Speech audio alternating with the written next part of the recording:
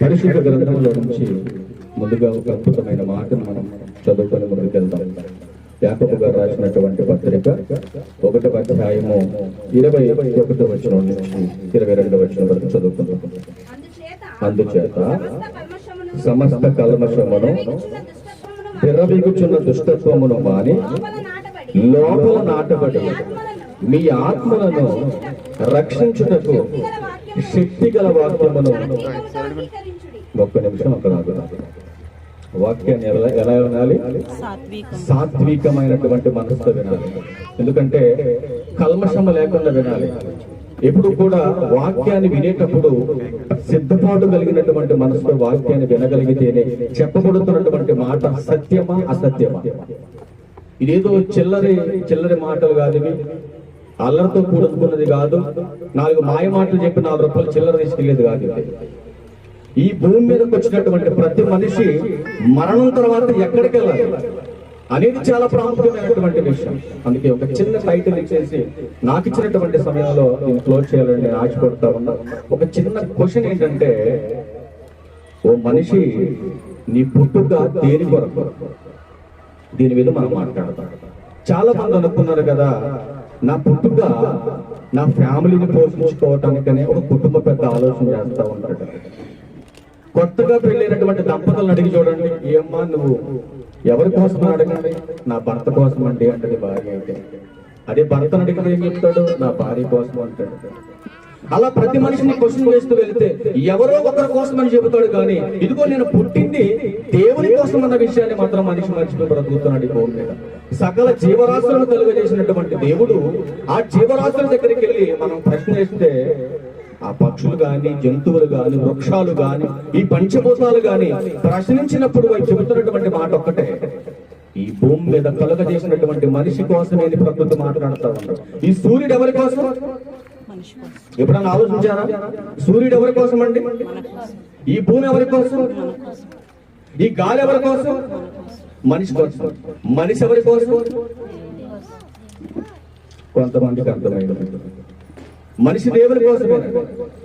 కానీ ఈ టైటిల్లో నీ పుట్టుక దేహం కొరక, దేవుడి కొరక, ఈ 2 సందర్భాలు మాట్లాడతాను. దేహం కొరకే నీ ఆలోచన అయితే పుట్టిన దగ్గర నుంచి మరణించేంత వరకు దేవుడు నిర్ణయించినటువంటి కాలం, ఆ కాలంలో ఆవిరి లాంటి బ్రతుకు. ఇప్పుడు ఇంతమంది ఇక్కడ కూర్చున్నాం మనం, రేపు ఎవరుంటారు ఎవరికి తెలియదు. తెలుసు ఎవరికైనా? ఎవరికి తెలియదు. అందుకే 1వ కీర్తన 3వ వచనంలో దేవుడు మాట్లాడుతున్నాడు, యెహోవాయే దేవుడని తెలుసుకొనుడి, ఆయనే మనలను పుట్టించెను. మనలంటే పరిటాలలో ఉన్నటువంటి సంఘాన్ని, ఆ సంఘంలో చేర్చబడిన వారిన మనల్ని పుట్టించాడు దేవుడని బైబిల్ గ్రంథం మాట్లాడుతుందంటే మనకెవరు? బాప్తిస్మం పొందిన వారా? మరి ఎవరిని పుట్టించాడు దేవుడు? అపోస్తుల కార్యం 17వ అధ్యాయం 26వ వచనంలో యావత్ భూమి మీద కాపురం ఉంటున్నటువంటి ప్రతి మనిషిని పుట్టించింది దేవుడు. వాడు నల్లవాడైనా తెల్లవాడైనా, అమెరికాలో ఉన్నోడైనా ఇండియాలో ఉన్నోడైనా, ఎవరైనప్పటికీ కూడా ప్రతి ప్రాంతంలో బతుకుతున్నటువంటి మనుషులందరినీ చేసింది దేవుడు. దేవుడు చేస్తే ఆ దేవుణ్ణే మరిచిపోయి బ్రతుకుతున్నటువంటి మనుషులకు దేవుడు కొంత కాలాన్ని ఇచ్చాడు ఈ భూమి మీద. ఈరోజు కొంతసేపు మాత్రమే ఉంటాం ఇక్కడ. మనం అందరం ఎంతసేపు ఉంటాం ఇక్కడ? 30 నిమిషాలు లేదా 1 గంట సేపు ఉంటాం ఇక్కడ. ఆ తర్వాత ఎవరింటికి వాళ్ళు వెళ్ళిపోతాం మనం. అలాగే కొంతకాలం ఉండటానికి దేవుడు నిర్ణయించాడు ఈ భూమి మీద మనందరినీ కూడా. ఆ నిర్ణయించినటువంటి కాలం దేవుడు ఎలా లెక్కిస్తున్నాడో మనిషి కాలాన్ని ఒకసారి మనం చూడగలిగితే 139వ కీర్తనలో 16వ వచనంలో భక్తుడైనటువంటి దావీదు గారు మాట్లాడుతున్నటువంటి మాట, నియమింపబడినటువంటి దినాలు. అవి అల్లజైకో నియమింపబడినటువంటి దినాలు అంటే మనిషికి దేవుడు నిర్ణయించినటువంటి దినాలు ఎంత అని మనం చూడగలిగితే 90వ కీర్తన 10వ వచనం అంటాడు కదా, ఇదిగో మా ఆయుష్ కాలము 70 లేక 80. అంటే దేవుడు తల్లి గర్భంలోనే మనిషి ఒక కాలాన్ని నిర్ణయించేశాడు. ఆ నిర్ణయించినటువంటి కాలం 70 లేక 80. ఆ 70-80 సంవత్సరాల కాలం ఆయాసం దుఃఖమన్నాడు. ఆ తర్వాత మేము ఎగిరిపోతాం అన్నాడు. అంటే ఎగిరిపోవటం అంటే మరణం. ఈ 70-80 సంవత్సరాల జీవితంలోనే దేవుడు అంటున్నాడు కదా, నాయనా దేహం కోసమే నువ్వు ఆలోచన చేస్తున్నావా? దేహాన్ని ఇచ్చినటువంటి నా కోసం మీరు ఆలోచన చేస్తున్నారా? ఈ 70-80 సంవత్సరాల జీవితంలో ఇది శాశ్వతమని నువ్వు అనుకుంటున్నావు, కానీ ఇది శాశ్వతం కాదు. ఆవిరి లాంటి బ్రతుకునేది. ఎందుకు ఆవిరి లాంటి బ్రతుకునంటే రేపేమి సంభవిస్తుందో తెలియదు మనిషికి. యాకోబు గారు రాసిన పత్రిక 4వ అధ్యాయం 14వ వచనంలో రేపేమి సంభవించునో మీకు తెలియదు, మీ జీవము ఏపాటిది, కొంతసేపు కనబడి అంతలో మాయమైపోవు ఆవిరి లాంటి బ్రతుకు మీది.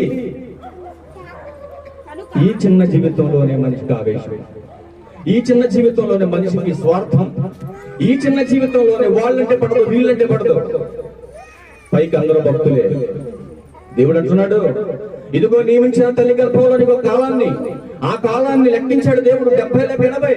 ఆ 70-80 సంవత్సరాల జీవితంలోనే ఆవిరి లాంటి బ్రతుకు అంటున్నాడు దేవుడు.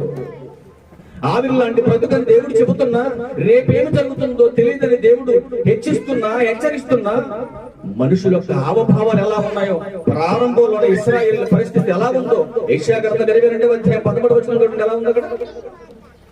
యెషయా గ్రంథం 22వ అధ్యాయం 13వ వచనం. మనిషి అనుకుంటున్నాడు చూడండి, భూమి మీద ఎట్లాగో రేపు ఎల్లుండో ఆ తర్వాత ఎప్పుడో ఒకరోజు చస్తాం కదా, ఏమనుకుంటాడు మనిషి చూడండి, తిందామో తాగుదామో అని చెప్పి ఎడ్లను వధించుచు, గొర్రెలను కోయుచు, మాంసము తినుచు, ద్రాక్ష రసము తాగుచు. అసలు మనిషి అనుకుంటున్నాడు అదే బ్రతుకు అనుకుంటున్నాడు, అదే సంతోషం అనుకుంటున్నాడు భూమి మీద. ఏంటి మనిషి యొక్క ఆలోచన అంటే, నేను పుట్టింది ఈ దేహం కొరకు, ఈ లోకం కొరకు పుట్టాను కాబట్టి ఏదో ఒక చచ్చేది ఈ బ్రతుకు. కాబట్టి ఇప్పుడు నేనేం చేయాలి? హ్యాపీగా తినాలి, త్రాగాలి, సంతోషపడాలి, ఇదే బ్రతుకు. ఇప్పుడున్నటువంటి మనుషుల పరిస్థితి కూడా అలాగే ఉందా లేదా మీరు చెప్పాలి. నోవాహు దినాలకి, ప్రారంభ దినాలకి వెళ్ళిపోతే ప్రారంభ దినాల్లో మనుషులు కూడా మార్పు లేదండి. నోవాహు దినాల దగ్గర నుంచి యేసుక్రీస్తు వారి దగ్గర వరకు మనం దేవుని గ్రంథాన్ని పరిశోధన చేసి చూడగలిగితే మనుషుల్లో ఏ మాత్రం మార్పు లేదండి. మనుషుల్లో ఏ మాత్రం మార్పు లేదు. ఆదికాండం 6వ అధ్యాయము ఒక్కసారి 6-7 వచనాలు చదవండి. ఒక అద్భుతమైన మాట ఉంది అక్కడ. దేవుడు 5వ వచనం నుంచి 5వ వచనం నుంచి నరుల చెడుతనం భూమి మీద గొప్పదంటే ఉన్నతమైనదని కాదు అని అర్థం. మితి మీరిపోయింది, హద్దు మీరిపోయింది పాపం, ఒక భయంకరమైనటువంటిది. నరుల చెడుతనం భూమి మీద ఏమైపోయిందండి? గొప్పదైపోయింది. అందుకే దేవుడు అంటున్నటువంటి ఏం మాట్లాడుతున్నాడు, వారి హృదయములోని యొక్క ఊహ అంతయు ఎల్లప్పుడూ కేవలం చెడ్డది. యెహోవా చూసి అది దేవుడు ఏం మాట్లాడు చూడండి, తాను భూమి మీద నరులను చేసినందుకు యెహోవా సంతాపము నుండి తన హృదయంలో నొచ్చుకున్నాడు. మొదటి మానవుడైన ఆదాము చేసినప్పుడు దేవుడు ఆనందపడ్డాడు. ఆ తర్వాత ఆదాము నుంచి అవ్వను, ఆ తర్వాత ఒకరి నుంచి ఒకరిని ఈ జనాన్ని ఉత్పత్తి చేసిన తర్వాత జనాలు భూమి మీద సంచరిస్తున్నటువంటి, ఉత్పత్తి అవుతున్నటువంటి ఆ ప్రారంభ దినాలలోనే మనుషులు చెడిపోయినట్టుగా మనకు కనపడతా ఉంది. నోవాహు దినాలలో ఆ చెడిపోయినటువంటి మనుషులను చూసి దేవుడు ఆనందపడట్లేదు, బాధపడుతున్నాడు. బాధపడినటువంటి దేవుడు సంతాపమును వ్యక్తపరుచుకున్నాడు. సంతాపం అంటే ఎప్పుడు పెడతారు? సంతాప సభ సంతాప సభ ఎప్పుడు పెడతారు? ఎవరన్నా చనిపోయినప్పుడు పెడతారు. కానీ దేవుడు ముందుగానే హెచ్చరించేశాడు, మీరందరూ చచ్చిపోతారు రా బాబు. ఏడవచ్చు అప్పుడు యెహోవా నేను సృజించిన నరులతో కూడా జంతువులను, పురుగులను, ఆకాశ పక్షులను భూమి మీద ఉండకుండా సమస్తము కూడా తుడిచివేస్తానికి ఉంచడానికి వీల్లేదు. పాపం చేసేవాడు ఎవడు కూడా భూమి మీద ఉండడానికి వీలు అనుకున్నాడు దేవుడు. నోవాహు దినాలలో ఉన్నటువంటి మనుషులందరినీ కూడా జలప్రలయం ద్వారా చంపేశాడు దేవుడు మొత్తాన్ని. ఆ తర్వాత లోతు దినాల దగ్గరకు వచ్చేసరికి ఇంకా పాపం విపరీతంగా భూమి మీద కనపడతా ఉంది. అప్పుడు దేవుడు అనుకున్నాడు కదా, ఈ మనుషులు కూడా ఉంచడానికి వీల్లేదు, కాబట్టి ఈ ప్రతిఫలం లేనటువంటి ఈ యొక్క మనుషుల్ని తీసేయాలనుకున్నాడు. ఆకాశం నుంచి అగ్నిగంధకాలు కురిపించాడు, అందరినీ కాల్చేసాడు. ఆ తర్వాత క్రీస్తు దగ్గరకు వచ్చిన పరిస్థితి. ఇప్పుడు క్రీస్తు దగ్గరకు వచ్చిన తర్వాత ఈ సమాజం ఇంకా ఏమైనా మారిందా, అలాగే ఉంది? ఒకసారి మనం లూకాసు వార్త దగ్గరికి వెళ్ళి చూడగలిగితే, లూకాసు వార్త 27వ అధ్యాయంలో 30వ వచనం చూడండి ఒకసారి. లూకాసు వార్త 27వ అధ్యాయము, లూకాసు వార్త 17వ అధ్యాయం 17వ అధ్యాయం 17:30. ఆ ప్రకారమే చూడండి మాట్లాడుతున్నాడు. మనుష్య కుమారుడు ప్రత్యక్షమగు దినమున అలాగే జరుగును. అంటే నోవహు దినాల్లో ఉన్నటువంటి మనుషుల్లో మార్పు లేదు, లోతు దినాల్లో ఉన్న మనుషులకు మార్పు లేదు. క్రీస్తు దగ్గరకు వచ్చేసరికి కూడా సమాజంలో మార్పు ఎక్కడ కనపడట్లేదు. మరి మార్పు లేనటువంటి మనుషుల్ని దేవుడు ఎందుకు ఉంచాలి ఈ భూమి మీద? అంటే మనిషి అనుకున్నాడు కదా, ఇదిగో దేహం కోసమే దేవుడు కలగజేశాడు, కానీ దేవుని కోసం అన్న విషయాన్ని మనిషి మరిచిపోయి ఈ దేహం కోసమే ఆలోచన చేసుకొని ఈ లోకంలో పాపానికి బానిసగా మారిపోయాడు మనిషి. అందుకే దేవుడు అంటున్నాడు కదా, శరీరం కోసమే ఆలోచన కలిగి ఉన్నావా? శరీరం కోసమే నువ్వు ఆలోచన కలిగి ఉంటే శరీరాన్ని సుఖపెట్టాలని పాపభరితమైనటువంటి ఈ లోకంలో పాపిగా బ్రతికి సంతోషపడుతున్నావా? అలా సంతోషపడితే ఆ సంతోషపడుతున్నటువంటి సమయంలో నీకు మరణం వస్తే ఆ మరణం తర్వాత యాతన ఉందని చెబుతున్నాడు దేవుడు. ఒక ధనవంతుడు లాజరు వచ్చినటువంటి సందర్భం మనందరికీ తెలుస్తుంది.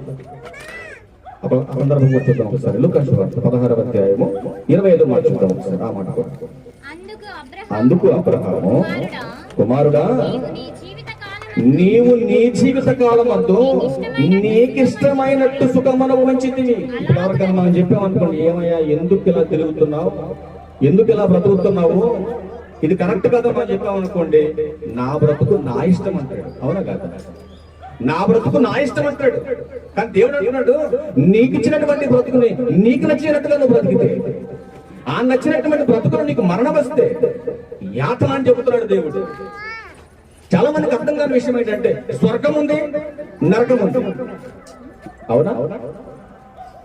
అందరికి అర్థం కావడం కోసం మాట చెప్పారు. పరలోకం ఉంది, నరకం ఉంది. దానిని మరి యొక్క భాషలోకి మార్చి మనం మాట్లాడగలిగితే, అదిగో స్వర్గం ఉంది, నరకం ఉంది. మంచి చేసిన వాడు స్వర్గానికి వెళ్తాడు, పాపం చేసిన వాడు నరకానికి వెళ్ళిపోతాడు. ఎన్నో సినిమాల్లో చూపించారు కదండి. తప్పు చేసిన వాళ్ళందరూ వేడి వేడి నూనెలు వేసి ఆంచటం, రంపాలు తెచ్చుకొచ్చి కొయ్యటం, అది బాగుంది ఏమైనా? అంటే మంచి చేయటం అంటే ఏంటి? 10 మందికి అన్నదానాలు చేయటం, 10 మందికి వస్త్రాలు పంచడం, 10 మందికి డబ్బులు పంచడం మంచి అంటే? ఒక మంచి వ్యక్తి పరలోకానికి వెళ్ళడం గుర్తుపెట్టుకోవాలి మీరు.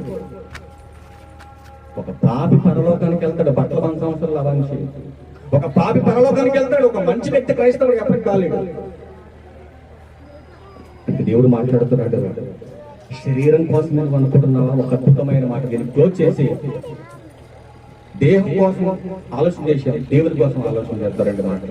అందుకే ఒకసారి ఈ దేహం కోసమే బ్రతుకుని అనుకుంటే, ఇంకా దేహం కోసమే బ్రతకాలని ఆశపడతా ఉంటే, ముగింపుగా దానికి ఒక మాట చూద్దాం. యోహాను సువార్త 6వ అధ్యాయం 63వ వచనంలో మాట్లాడుతున్నాడు, ఇదిగో ఆత్మయే జీవింప చేయుచున్నది, శరీరం కేవలం నిష్ప్రయోజనం. దీనికి ఎంత అలంకరణ చేసుకున్నా, ఎన్ని మేకప్ వేసినా, ఎంత బంగారం పెట్టినా, ఎంత చేసినా ఈ శరీరానికి ఆత్మ ఉన్నంత వరకు మాత్రమే ఈ దేహం పనిచేస్తుంది. నాలో ఆత్మ ఉంది కాబట్టి మాట్లాడుతున్నా, నాలో ఆత్మ ఉంది కాబట్టి చూస్తున్నా. ఆత్మ ఒక రోజు వెళ్ళిపోతుంది దేహాన్ని విడిచిపెట్టి. ఆ రోజు ఈ దేహంతో ఎవ్వడికి పని లేదు. ఉందా? కట్టుకున్న నా భార్యకి పని లేదు, నాకు జన్మనిచ్చినటువంటి తల్లిదండ్రులకు పని లేదు, నా గర్భాన పుట్టినటువంటి బిడ్డలకు అవసరం లేదు ఈ శరీరం. అదే ఒక జంతువు చనిపోతే, ఒక పశువు చనిపోయింది అనుకోండి, దాని శరీరంతో పని ఉంది, దాని ఎముకలతో పని ఉంది, దాని మాంసంతో పని ఉంది. కానీ మనిషి చనిపోతే మనిషి దేహం పనిచేయదు. అందుకే దేవుడు మాట్లాడాడు, ఇదిగో ఆత్మ ఏం జీవింప చేస్తుంది నిన్ను, శరీరం కేవలం నిష్ప్రయోజనం. దానికోసం ఆలోచిస్తున్నావా? దానికోసం బ్రతుకుతున్నావా? అయితే నీ బ్రతుకు వ్యర్థం. మరి ఏం చేయాలి? బ్రతుకునిచ్చిన దేవుని కోసం బ్రతకాలి. ఇదే సందర్భాన్ని 1 సంవత్సరం క్రితం నూజివేడు ప్రాంతంలో చెప్పానండి. 30 సంవత్సరాలు ఆ సర్వీస్ ఉన్నటువంటి ఒక సేవకుడు అన్నాడు కదా, అంటే మేము ఇల్లు కట్టించుకోవద్దా, సంతోషంగా బతకొద్దా, మేము హ్యాపీగా ఉండొద్దా అని మాట్లాడాను. నేను ఒకటి చెప్పాను, సంతోషపడద్దని దేవుడు ఎక్కడ చెప్పలేదే. సంతోషంలో దేవుణ్ణి మర్చిపోతే ఆపదొస్తుందని దేవుడు చెప్పాడు. సంతోషంలో దేవుణ్ణి మర్చిపోతే, ఇల్లు కట్టించుకునే పనిలో భక్తి జీవితాన్ని మర్చిపోతే, ఒక అద్భుతమైన మాట చూడండి. ఆ మాట కూడా ద్వితీయోపదేశకాండం 8వ అధ్యాయం, ద్వితీయోపదేశకాండం 8వ అధ్యాయం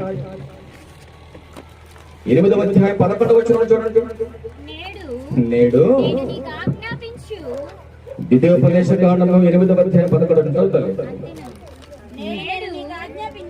నేడు నేను నీకు ఆజ్ఞాపించు ఆయన ఆజ్ఞలను, విధులను, కట్టడలను నీవు అనుసరింపక నీ దేవుడైన యెహోవాను మరచి కడుపారా తిని మంచి ఇండ్లు కట్టించుకొని వాటిలో నివసింపగా నీ పశువులు, నీ గొర్రె మేకలు వృద్ధిలోకి వచ్చిన తర్వాత నీ వెండి బంగారములు విస్తరించి నీకు కలిగినంతా వర్ధిల్లినప్పుడు, ఏమండి ఎంత వర్ధిల్లినప్పుడు దేవుడు గుర్తొస్తాడు? ఎవరికైనా గుర్తురాడండి. అసలు దేవుడు ఎప్పుడు గుర్తొస్తాడో తెలుసా మనిషికి? కష్టాలు, కన్నీళ్లు, బాధలు వచ్చినప్పుడే భక్తి కనపడతాడు సమాజంలో. భక్తుల దగ్గర అన్ని బాగున్నప్పుడు అసలు దేవుడు గుర్తురాడు. ఏ మతానికి సంబంధించిన వారైనా గుర్తుపెట్టుకోండి విషయాన్ని. కష్టాలు వచ్చినప్పుడు దేవుని దగ్గరకు వచ్చి కన్నీళ్లు పెడితే దేవుడు అసలు వినడు. అందుకే దేవుడు హెచ్చరిస్తున్నాడు ఇశ్రాయేలీయుల్ని, ఇదిగో కడుపారా తిని దేవుణ్ణి మర్చిపోతారు మీరు. మంచి ఇల్లు కట్టించుకుని దాంట్లో నివాసం చేస్తారు, మర్చిపోతారు. ఇదిగో మీకు బంగారం, అనేకమైనటువంటి ధనంతో మీరు సమృద్ధిగా వర్ధిల్లినప్పుడు నన్ను మర్చిపోతారు మీరు. మర్చిపోయారా? మర్చిపోలేదు. దేవుడు ఎంత కంటికి పాపల కాపాడుకుంటా ఐగుప్తు బానిసత్వం నుంచి బయటకు తీసుకొస్తే, అద్భుతమైనటువంటి ఆశ్చర్య క్రియలు వాళ్ళ కళ్ళ ముందు చేస్తే, ఆ దేవుణ్ణి మర్చిపోయి వాళ్ళ ఇష్టానుసారంగా బ్రతికినటువంటి విధానం మనకు గ్రంథంలో కనపడుతుందండి. అందుకే కింద వచనంలో మాట్లాడుతున్న 14వ వచనంలో, నీ మనసు మదించి దాసుల గృహమైన ఐగుప్తు దేశంలో నుండి నిన్ను రప్పించిన నీ దేవుడైన యెహోవాను మరిచెదవేమో జాగ్రత్త. నీకు ఇల్లు ఇచ్చింది నేను, బంగారాన్ని ఇచ్చేది నేను, నీకు అధికారాన్ని ఇచ్చేది నేను, నీకు ధనాన్ని ఇచ్చేది నేను, ఆరోగ్యాన్ని ఇచ్చేది నేను. నీకు రోగం వస్తే తీసేది కూడా నేనే. ఏ వైద్యుడు వల్ల కాదు, అంతు చిక్కన వ్యాధులు కూడా వచ్చి నీ భూమి మీద. ఏంటి వాక్యం అంటే రోగం పోద్దా? చాలా మంది తెలియదండి విషయం. ఈ చిన్న పాయింట్ చెప్తాను, గుర్తుపెట్టుకోండి. వాక్యం అంటే రోగం పోద్దా? వాక్యం అంటే రోగం పోద్దా? మరి ఏ వైద్యుడు తగ్గించలేనటువంటి రోగం దేవుని వాక్యం అంటే పోతుంది. లోకాసు 5వ అధ్యాయం 15వ వచనం, కొన్ని లక్షల మంది యేసుక్రీస్తు వారిని వెంబడిస్తూ వస్తున్నారు జనసమూహం. ఆ వస్తున్నటువంటి సమయంలో యేసుక్రీస్తు వారు చెప్తున్నటువంటి అద్భుతమైన మాట, ఇదిగో మీ రోగాలు కుదుర్చుకోవాలంటే, మీ రోగాలు మీ దేహాన్ని విడిచిపెట్టి పోవాలంటే, మీరు శాశ్వత కాలం ఈ భూమి మీద దేవుడు నిర్ణయించినటువంటి ఆయుష్కాలాన్ని పూర్తి చేసుకుని వృద్ధాప్యంలో మీరు చనిపోవాలంటే, ఇదిగో నా మాట మీరు వినాలి. చదువు మా మాట. అయితే ఆయనను సమాచారం మరి ఎక్కువగా వ్యాపించిన బహుజన సమూహములు ఆయన మాట వినుటకు ఏం రాయబడిందని అక్కడ? తమ రోగములను కుదుర్చుకొనుటకును ఆయన యొద్దకు కూడి వచ్చారు. అంటే రోగాలు పోవాలంటే దేవుని మాట వినాలి. దేవుని మాట వినకపోతే నీకు ఈ లోకంలో బ్రతుకులేదు. అందుకే నేను మొదటి మాట వినిపించాను, శక్తి కలిగింది వాక్యం. ఏదో ఒక చిన్న పుస్తకం లాగా, ఒక చిన్న బుక్ లాగా మన చెవులో కనపడుతుంది, కానీ ఇది దేవుని యొక్క మహాజ్ఞానం. ఈ జ్ఞానాన్ని మనసులో పెట్టాలి. ఎవరెవరు పెట్టాలి? 49వ కీర్తన ప్రారంభ వచనం, సర్వజనులారా, నువ్వు తెల్లవాడవైనా, నల్లవాడవైనా, ఇంగ్లీష్ వాడవైనా, తెలుగు వాడవైనా, ఇండియాలో వాడవైనా, అమెరికా వాడవైనా, ఎవరివైనా, సర్వజనులారా, నువ్వు డబ్బున్నోడువైనా, పేదోడువైనా, దేవుడు మాట్లాడుతున్నాడు, ఆలకించండి. సామాన్యులేమి, సామంతులేమి, ధనికులేమి, దరిద్రులేమి, లోక నివాసులారా, మీరందరూ ఏకంగా కూడి నా మాట వినండి. నా మాట వింటే బ్రతుకుంది మీకు, నా మాట వినకపోతే బ్రతుకులేదని దేవుడు మాట్లాడుతున్నాడు. డబ్బున్నోడి దగ్గర నుంచి పేదవాడి వరకు దేవుని మాట వినాలి అందరూ. అది వింటున్నారండి సమాజంలో? వినరు. అందుకే దేవుని కొరకే నువ్వు బ్రతుకులను ఆలోచన చేస్తే, చివరికి 2 మాటలు చూసి మనం క్లోజ్ చేద్దాం. కొరింథీయులకు రాసినటువంటి మొదటి పత్రిక 6వ అధ్యాయం 19-20 వచనాల్లో కొరింథీ సంఘానికి పౌలు గారు మాట్లాడుతున్నటువంటి మాట, నువ్వు దేవుని కోసమే అని నువ్వు అనుకుంటే ఒక అద్భుతమైన మాట చూద్దాం ఈ సందర్భంలో. మీ దేహం దేవుని వలన మీకు అనుగ్రహింపబడి మీలోనున్న పరిశుద్ధాత్మకు ఆలయమై ఉన్నదని మీరు ఎరుగరా? మీరు మీ సొత్తు కారు, విలువ పెట్టి కొనబడిన వారు కనుక మీ దేహముతో దేవుని మహిమపరచాలి. ఎందుకు ఇచ్చాడు దేహాన్ని అంటే దేవుని మహిమ కొరకు ఇచ్చాడు. దేవుని మహిమపరచాలన్న ఆలోచన ఏనాటిదనంటే జగత్పునాది వేయబడక మునిపే నిత్యత్వంలో తన కృపా మహిమకు కీర్తి కలగాలని ఈ భూమి మీద మనుషులందరినీ దేవుడు చేసుకున్నాడండి. దేవుడు కన్నాడండి అందరినీ కూడా తన కృపా మహిమకు కీర్తి కలగాలి. ఆ కీర్తి కలగాలంటే ఈ దేహంలో ఆత్మ ఉండగానే ఈ దేహముతో దేవుని మహిమపరచాలి. ఆ దేవుణ్ణి మహిమపరిస్తేనే ఈ దేహంలో ఆత్మ బయటికి రాగానే ఆత్మ నిత్య జీవానికి వెళ్ళిపోతుంది. దేహంలో ఆత్మ ఉండగానే చాలా మంది పెద్దలు మాట్లాడతారు, దీపం ఉండగానే ఇల్లు చక్కబెట్టుకోవాలి. దేహంలో ఆత్మ ఉండగానే మన ఇష్టానుసారంగా బ్రతికామనుకోండి, అది ఒక రోజు ఖాళీ చేసి వెళ్ళిపోతుంది బయటికి. అది వెళ్ళిపోయిన తర్వాత నువ్వు వెళ్ళిపోవలసింది కాకి. ఆ తర్వాత అర్థమవుతుంది నీకు, నిజమే నా చుట్టూ ఉన్న వాళ్ళందరూ గొంతెత్తి చెబుతున్నా, ఎంత ఘోషించి వాళ్ళు మాట్లాడుతున్నా నేను వెళ్ళలేకపోయాను. అప్పుడు ఏడ్చిన ప్రయోజనం ఎవరు కాపాడమని. అంటే దేవుడు మాట్లాడుతున్నాడు కదా, ఇదిగో దేహం కోసం కాదు దేవుని కోసం ఎందుకు అనుకుంటే భక్తుడైన దావీదు గారి గురించి దేవుడు ఒక సర్టిఫికేట్ ఇస్తున్నాడు, ఒక సాక్ష్యం ఇస్తున్నాడు. ఆ మాట చూద్దాం. అపోస్తుల కార్యములు 13వ అధ్యాయం, అపోస్తుల కార్యములు 13వ అధ్యాయం 22వ వచనం. తరువాత అతనిని తొలగించి దావీదును వారికి రాజుగా ఏర్పరిచి, మరియు ఆయన నేను యెషయా కుమారుడైన దావీదును కనుగొంటిని, అతడు నా ఇష్టానుసారుడైన మనుషుడు, అతడు నా ఉద్దేశములన్నీ నెరవేర్చునని చెప్పి అతనిని గురించి సాక్ష్యం ఇస్తున్నాడు. దేవుడే సాక్ష్యం. అంటే దావీదు గారికి అర్థమైపోయింది, ఇదిగో నేను పుట్టింది దేహం కోసం కాదు, దేవుని కోసం పుట్టాను. నేను దేవుని కోసం పుట్టినటువంటి నేను ఆయన ఉద్దేశాలు ఏంటో నెరవేర్చాలి నేను ఈ భూమి మీద.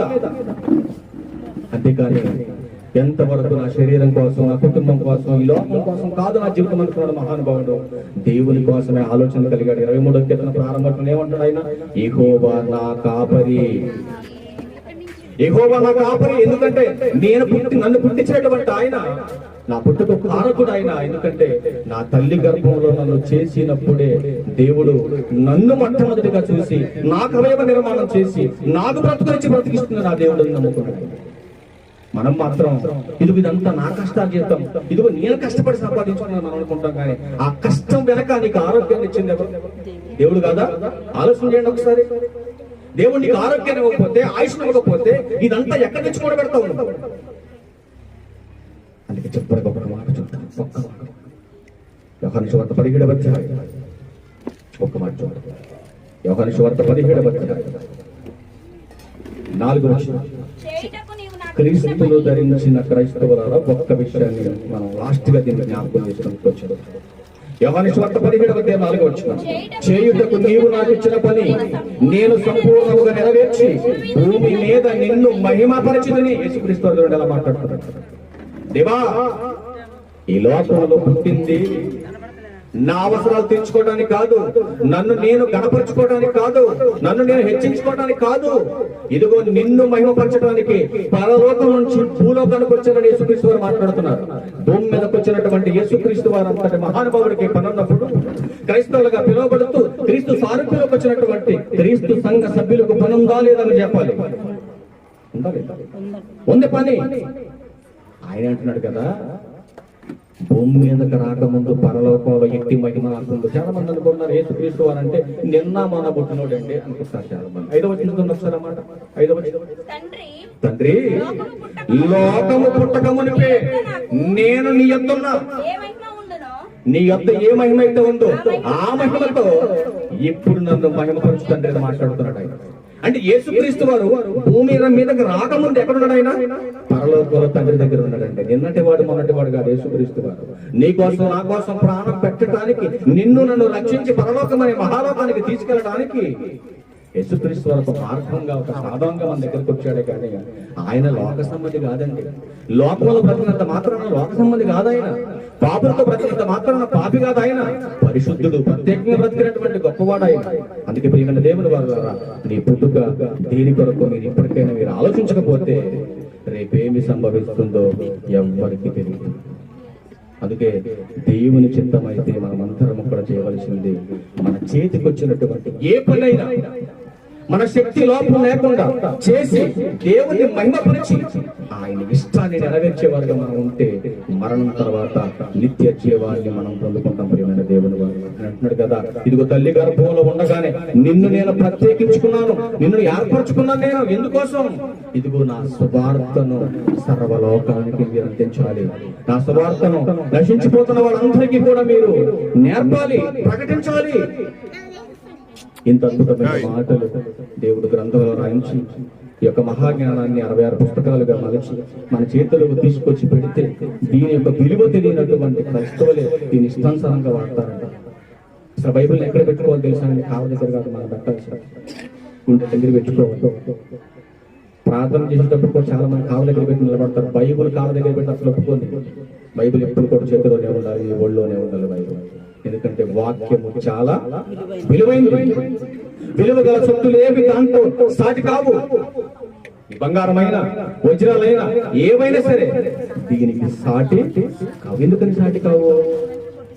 వాక్యం ఏం చేస్తుందంటే 119వ కీర్తన 50వ వచనంలో, నీ వాక్యమే నన్ను బ్రతికించి ఉన్నది. నాకు బాధలు వస్తే, కరోనా వచ్చింది, అందరు బంధువులు కూడా పారిపోయారా లేదా? మరి దేవుడు పారిపోయినా పారిపోయాడు. ఎందుకంటే నీ కష్టం వచ్చి ఆయన ముందుకు వచ్చేసి నువ్వు నిత్యము ఆయన పని కోసం బ్రతుకుతుంది. నేను కరోనా టైంలో దాదాపు 10 మంది దగ్గరికి వెళ్ళాను, కానీ దేవుడు నాకు కరోనా తీసుకున్నాను. ఎందుకంటే ఆయన పని కోసం మనం పని చేయాలి, ఆయన పనిలో అంతేగాని దేహం కోసమే నన్ను కనుక నువ్వు బ్రతికితే, దేవుని విలువ నీకు తెలియకపోతే ఈ పుట్టుకకు అర్థం. అందుకే ఇప్పుడు చెప్పండి, దేహం కోసమా దేవుని కోసమా? దేని కోసం బ్రతుకుతాం మనం? నేనైతే దేవుని కోసం బ్రతుకుతున్నాను. 24 సంవత్సరాలు దేహం కోసం, లోకం కోసం బ్రతికాను. ఇప్పుడైతే దేవుని కోసం బ్రతుకుతున్నాను. ఈ దేవుని కోసం బ్రతుకుతున్నటువంటి బ్రతుకులో 400 కిలోమీటర్లు జర్నీ చేసి చేసి చేసి చేసి ఉద్యోగం చేసి సేవ చేస్తూ ఇంత అయిపోయింది. కాబట్టి మీరు కూడా గమనించండి, మనం ఎంత భక్తిగా మనం జీవిస్తే అంత ఆశీర్వాదం మనకు వస్తుంది భూమి మీద. కాబట్టి ఈ అవకాశం ఇచ్చినటువంటి సోదరులకి, ఈ కొడుకుని ఏర్పాటు చేసినటువంటి సోదరు రాంబాబు గారి కుటుంబానికి ప్రభు అయిన క్రీస్తు వారి పేరిట ఆ ప్రత్యేకమైనటువంటి వందనాలు తెలియజేస్తా ఉన్నా. అందరికీ వందనాలండి. Thank you. మించిన లోకం అవుతుంది, అంతకంటే మించిన అవసరత ఇంకోటి ఉంది నీకు. దాన్ని నువ్వు గుర్తిస్తున్నావో లేదా?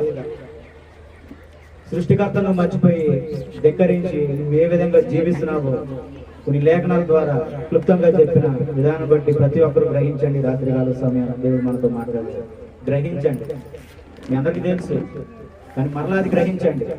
ఎక్కడ ఆగిపోయామో గ్రహించి దేవుని వైపు తిరిగి మారు మనసు పొంది దేవుని రాజ్యం నిలబడడానికి ప్రయత్నం చేయండి. ఇంకో మాట కూడా చెప్పారు, మన ప్రాణం అనేది ఎలాగా నీటి బుడగలాగా చిన్న కాలంలో పొద్దున్న లేగుస్తాం, కానీ కొంతమంది పొద్దున్న లేగుస్తారు, సాయంకాలం కల్లా మట్టిలో తెలిసిపోతాం. ఏం జరుగుతుందో తెలియదు. పొద్దున బాగానే ఉంటాం, సాయంకాలానికి వేరైపోతాం. అటువంటి జీవితం, ఇటువంటి జీవితంలో నువ్వు ఎట్లా ఉండాలా? కనిపెట్టుకొని ఉండాలా. దేన్ని కనిపెట్టుకొని ఉండాలా? దేవుని, నీ దేవుణ్ణి కనిపెట్టుకొని ఉండాలి. నీవు కనుక కనిపెట్టుకోకపోతే నీ జీవితం అర్థమైపోతుంది. ఎంతో మంది దైవజనులు కష్టపడి వాకింగ్ చెప్తూనే ఉంటారు.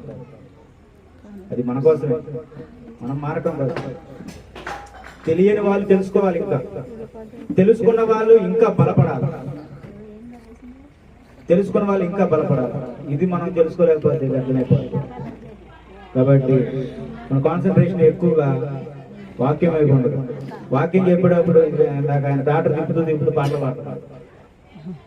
కాన్సన్ట్రేషన్ ఏంటంటే పాటల వైపు వెళ్తుంది. మంచి పాటలు, నోటికి వచ్చే పాటలు పాడుకుంటూ వెళ్ళిపోవచ్చు అయ్యేదాకా. లేదా ఇప్పుడే ఓడిపడింది, దాని కాన్సన్ట్రేషన్ వెళ్ళిపోతుంది. దాన్ని కూడా అధిగమించి మన దేవుని యొక్క వాక్యంలో వినడానికి మన జీవితంలో కూడా అంతే. మనం కరెక్ట్గా వెళ్తున్నప్పుడే శ్రమలు వస్తాయి, అది అలాడేస్తూ ఉంటుంది మనం. కానీ మనం దాంట్లో బలహీన పడిపోయి మారిపోతూ ఉంటాం. తెలుసుకున్న వాళ్ళు ఇంకా బలపరచబడడానికి దేవుని యొక్క వాక్యం ఎంతో అవసరం. కాబట్టి చక్కని వాక్యాన్ని మనకు అందించిన సహోదరు వెంకటేశ్వరరావు గారికి సంఘం